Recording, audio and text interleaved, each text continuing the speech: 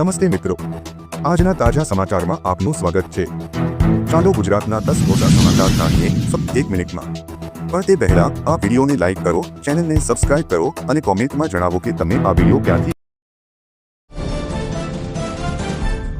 હવામાન વિભાગની ભારે આગાહી। વરસાદને લઈ હવામાન વિભાગની આગાહી સામે આવી છે, જેમાં આગામી 7 દિવસ સાર્વત્રિક વરસાદની આગાહી કરવામાં આવી છે। 12 થી 17 જુલાઈ સુધી ભારે વરસાદની આગાહી કરવામાં આવી છે। 24 કલાક બાદ ગુજરાતમાં ભારે વરસાદની આગાહી કરવામાં આવી છે। સૌરાષ્ટ્રમાં 13 જુલાઈ બાદ વરસાદની તીવ્રતા વધી શકે છે।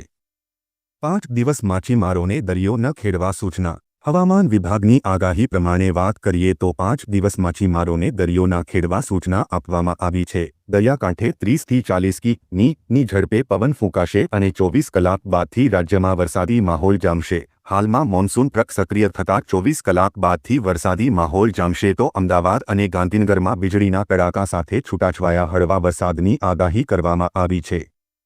12 અને 13 જુલાઈએ ભારેથી અતિભારે વરસાદની આગાહી। હવામાન વિભાગની આગાહી પ્રમાણે રાજ્યમાં કેટલાક જિલ્લાઓમાં મધ્યમથી ભારે વરસાદ થશે।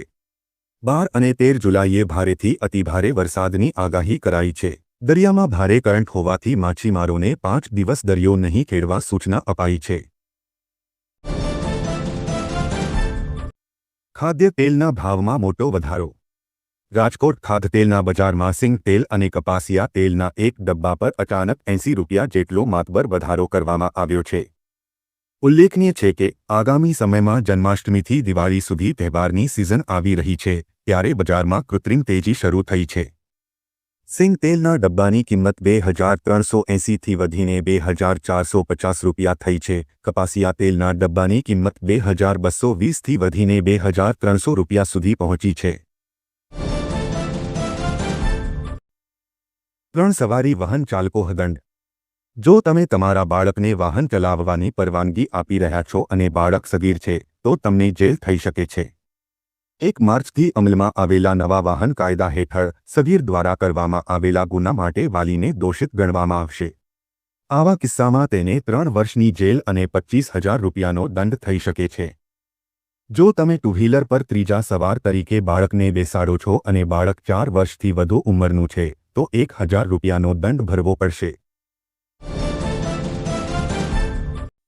પ્રધાનમંત્રી આવાસ યોજનાની સહાયમાં વધારો। રાજ્યમાં પ્રધાનમંત્રી આવાસ યોજના ગ્રામીણના લાભાર્થીઓને વધારાની ₹50,000 સહાય આપવામાં આવશે। આ યોજના હેઠળ નાગરિકોને હવે 4 તબક્કામાં કુલ ₹1,70,000ની સહાય ચૂકવવામાં આવશે। વધારાની સહાય માટે ચાલુ વર્ષના બજેટમાં 1,10,000 લાભાર્થીઓના લક્ષ્યાંક માટે ₹550 કરોડની જોગવાઈ કરવામાં આવી છે। પીએમ કિસાન યોજનાનો હપ્તો નહીં મળે। એગ્રીસ્ટેટ પ્રોજેક્ટ અંતર્ગત ભારત સરકાર અને ગુજરાત સરકારના સંયુક્ત પ્રયાસોથી ફાર્મ રજિસ્ટ્રી હેઠળ ખેડૂતોને આધાર આઈડીની જેમ ફાર્મર આઈડી મળશે। રાજ્યમાં 15-20 ઓક્ટોબર 1924થી ખેડૂત નોંધણી શરૂ કરવામાં આવી છે। ભારત સરકારે પીએમ કિસાન યોજનાના ₹2,000ના આગામી હપ્તા માટે ખેડૂત આઈડીની નોંધણી ફરજિયાત કરવામાં આવી છે। આગામી તારીખ 15 જુલાઈ 2025 સુધીમાં ખેડૂતોએ ફાર્મર રજિસ્ટ્રેશન કરવા તાકીદ કરી છે। રત્નકલાકારોના બાળકોને સ્કૂલ ફ્રીમાં મળશે 13,500 રૂપિયાની સહાય। 22મી સુધી કરી શકાશે અરજી। ગુજરાત સરકાર દ્વારા રત્ન કલાકારોને લઈને એક મોટો નિર્ણય લેવામાં આવ્યો છે। અમદાવાદના રત્ન કલાકારોના બાળકોને દવે સ્કૂલ ફીમાં સહાય મળશે। સરકારના નિર્ણય પ્રમાણે બાળકને મહત્તમ ₹13,500ની સહાય મળશે। વાલીઓ અને વિદ્યાર્થીઓ પાસે અરજીઓ મંગાવવામાં આવી રહી છે। જેને આ યોજનાનો લાભ લેવો હશે તે આગામી 22 જુલાઈ સુધીમાં સ્કૂલમાં અરજી કરી શકશે। પાક વીમા કરવાની તારીખો જાહેર। ખેડૂતો માટે હેલ્પલાઇન નંબર જાહેર। સરકારે ડાંગર, જુવાર અને તલના પાકનો વીમો લેવાની અંતિમ તારીખ નક્કી કરી છે। સરકારે ખેડૂતોને 31 જુલાઈ સુધીમાં તેમના પાકનો વીમો કરાવવાની અપીલ કરી છે। રાજ્ય સરકારે એક સત્તાવાર નિવેદન બહાર પાડીને જણાવ્યું હતું કે ડાંગર, જુવાર, બાજરી, મકાઈ, અડદ, મગ, તુવેર, મગફળી, સોયાબીન અને તલના પાકનો વીમો લેવાની છેલ્લી તારીખ 31 જુલાઈ 2025 નક્કી કરવામાં આવી છે। યુપી સરકારે વીમા સંબંધિત કોઈપણ મદદ માટે હેલ્પલાઇન નંબર પણ જારી કર્યો છે.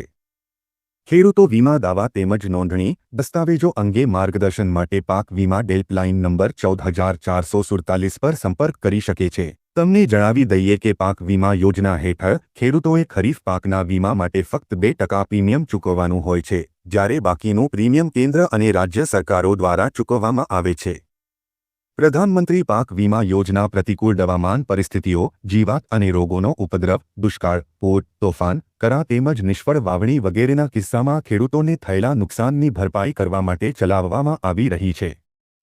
ખેડૂતોએ પાક વીમા માટે જરૂરી દસ્તાવેજો તરીકે આધાર કાર્ડ, બેંક પાસબુક અને સંબંધિત પાક વિશેની માહિતી આપવાની રહેશે.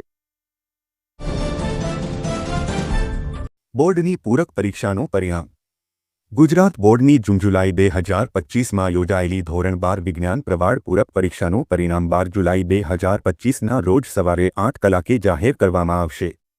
વિદ્યાર્થીઓ તેઓનું પરિણામ બોર્ડની વેબસાઇટ પર પોતાનો બેઠક ક્રમાંક, સીટ નંબર એન્ટર મેળવી શકશે.